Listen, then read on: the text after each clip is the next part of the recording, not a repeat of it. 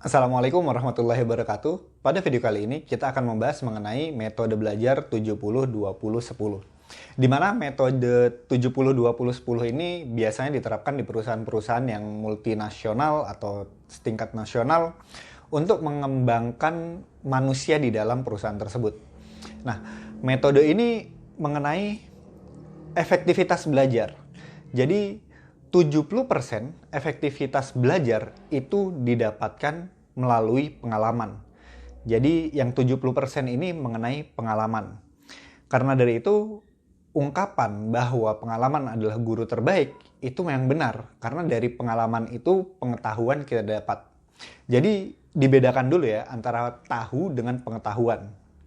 Paling nggak ini terjemahan saya sendiri. Jadi kalau tahu, kita baca buku itu kita tahu. Kalau pengetahuan itu kita punya informasinya dan informasi itu juga didapatkan melalui pengalaman. Jadi bukan plek dari buku, tapi yang sudah diolah di dalam pengalaman. Nah itulah pengetahuan seseorang. Jadi dari satu buku, pengetahuan orang itu bisa berbeda-beda. Paling nggak itu versi saya. Jadi pengetahuan adalah tahu informasi plus pengalaman. Jadilah pengetahuan. Nah itu dia, efektivitas belajar orang itu 70% didapat dari pengalamannya.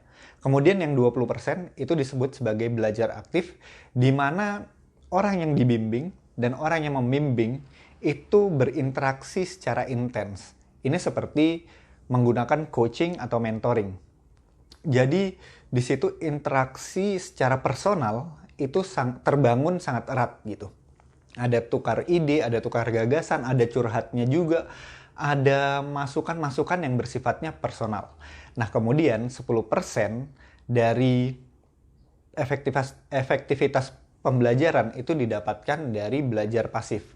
Belajar pasif itu seperti orang hanya menunggu transferan ilmu. Itu seperti orang ketika membaca buku, orang ikut training, orang ikut seminar, workshop, gathering. Nah, di mana pesertanya, peserta training, peserta seminar, itu kan pasti dia pasif. Dia lebih banyak mendengarkan, dia lebih banyak mengikuti apa yang diarahkan oleh si trainernya. Tapi interaksinya kan kurang. Nah, dari sebuah penelitian di ICF, International Coach Federation, di mana orang yang ikut training doang, tidak dibimbing oleh coaching, dia itu efektivitasnya cuma 20-22%. Jadi kalau umpamanya kita ngirim orang untuk ikut training, itu kurang efektif sekali. Karena dari 100 materi paling banyak dia cuma dapat ya 20% materi itu yang dia ingat atau dia terapkan di dalam kehidupan sehari-harinya. Tapi ketika training kemudian digabungkan dengan coaching, maka efektivitasnya bisa melonjak sampai 80%. Kenapa? Karena coaching dan mentoring, belajar aktif ini, dua jenis program pengembangan diri ini, itu selalu berkaitan dengan tindakan. Kalau umpamanya kalian ketemu coach, kalian ikut mentoring, itu pasti intinya tindakan, tindakan, tindakan. Itu pasti ada PR-nya, itu pasti ada tugas-tugas yang harus diselesaikan.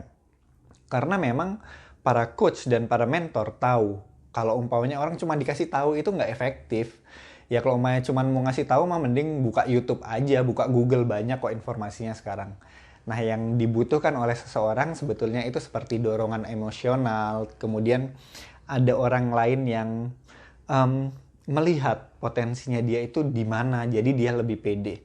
Nah, gimana sih cara kita menggabungkan metode 70-20-10 ini agar kita dapat 100%-nya gitu kan? Sebetulnya sederhana. Kita mulai dari yang 10 dulu, atau kalau menurut saya pribadi lebih baik dimulai dari coachingnya dulu. Karena di coaching itu orang akan dibedah. Sebetulnya motivasinya apa, goals-nya apa. Dia ingin belajar ini untuk apa. Banyak orang ingin belajar nggak jelas tujuannya untuk apa. Dia ngeliat teman saya ikut ini, saya ikut juga. Tetangga saya buka usaha baru, gara-gara ikut seminar ini, saya ikut seminar itu juga.